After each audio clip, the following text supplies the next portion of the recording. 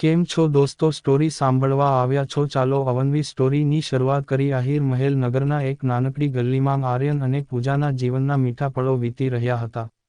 આર્યન એક સાધારણ વ્યક્તિ હતો, પરંતુ તેનું દિલ ઘણું મોટું હતું.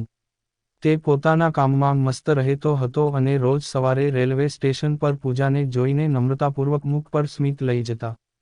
પૂજા એક મૌન અને શાંત વ્યક્તિ હતી, પરંતુ આર્યનની નજરો તેના હૃદયમાં જાદુ ભરીને જતા હતા.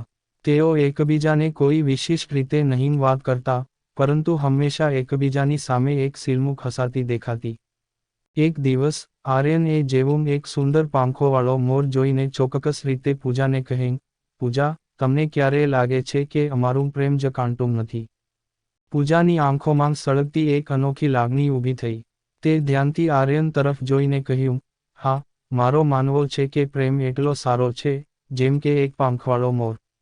તે કદાચ થોડો દુઃખ આપે છે, પરંતુ તેને પ્રેમથી મીઠું બનાવવું, એ જ સાચો પ્રેમ છે. આ પહેલાં સમયથી દૂર હવે બંને વચ્ચેની દોડતી લાગણીઓ વધુ મજબૂતી પામી રહી હતી. જીવનમાં ચૈતન્ય અને સુખી પળો આવી રહ્યા હતા. પ્રેમનો મીઠો સરવાળો વચ્ચે, આર્યન અને પૂજા માટે આકર્ષણનું પલ્લો હંમેશા રહેતું.